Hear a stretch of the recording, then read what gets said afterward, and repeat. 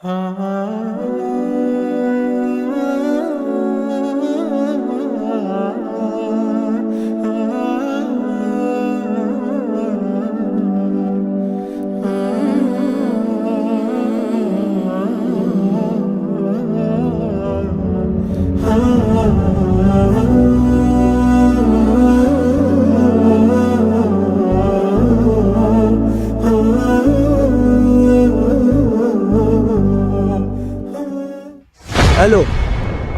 ايه عايز انت دلوقتي؟ شغاله ترن من بدري، ترن وكنسل ترن وكنسل. عايز ايه مني؟ قاعد مع الناس، عايز ايه؟ يا سلام، بتطمن علي؟ انا كويس وانا عيل صغير عشان تطمن علي؟ انا كويس، انت مالكيش دعوه. ايوه انا كويس كويس. سلام يا ابو دلوقتي، سلام عشان قاعد مع الناس. سلام. ليه يا عم بتكلم مع عمك بالطريقه دي؟ اتكلم معاه بالراحه. بقول لك ايه، الله يبارك لك، مش وقت نصايح، مش ناقصاك ايه. هتكمل كلامك ولا نقوم نمشوا؟ خلاص يا عم براحتك، انا غلطان يا عم حاج. بقول لك يا ولدي، معلش عن قطع كلامك، يعني عايز اقول لك قصة بسيطة كده كان يقولها لي ابويا زمان. كان في زمان واحد شاب كان متجوز، كان معاه مراته وولده، وامه كان عندها 70 سنة، يعني زي ما بنقولوا رجلها والقبر. فحب يفسحهم يوديهم البحر. فالمهم فعلا راحوا البحر وركبوا المركب ودخلوا في وسط المية. فهم وماشيين في المية مرة واحدة المركب اتقلبت بيهم. فلما اتقلبت بيهم المركب كلهم وقعوا في المية، وطبعا ما بيعرفش يعوم غير الشاب ده بس. فيعمل ايه؟ طبعا في الوقت ده مش متاح غير انه ينقذ واحد بس. فيختار مين يا ترى؟ انت لو مكانه هتختار مين؟ اكيد مراتي، يعني مالي بأمي. اذا كان امي عندها 70 سنه على رجلها والقبر هطلع عليه؟ ملاش لازمه، هطلع مراتي. مراتك؟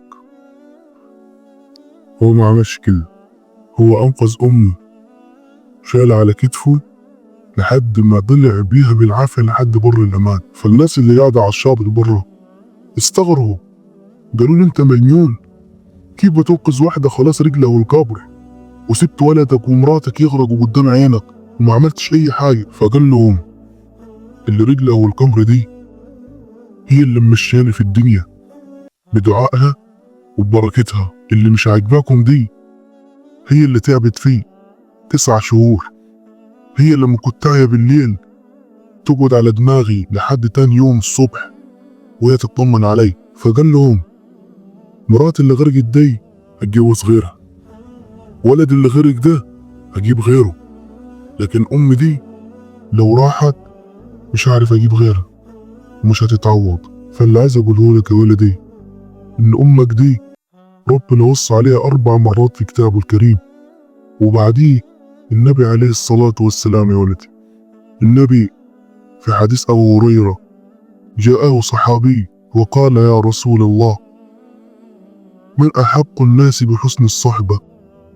قال أمك. قال ثم من؟ قال أمك. قال ثم من؟ قال أمك.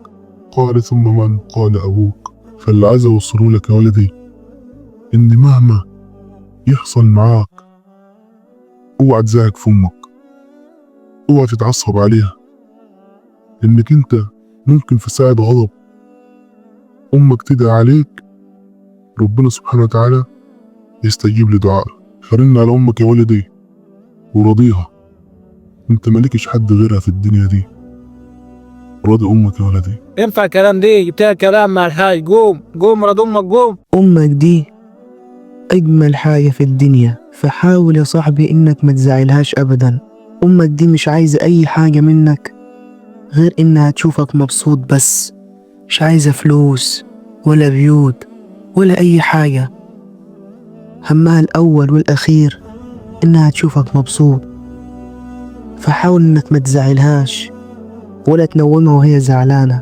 امك دي لما كنت بتتعب كانت تفضل قاعدة جنبك لحد ما تطمن عليك. أمك دي كانت تقوم من أحلى نومة عشان تبص عليك أنت متغطي كويس ولا لا. فحاول يا صاحبي إنك ما تزعلش أمك منك. أمك لو راحت منك والله ما تعرف تعوضها تاني. سلام.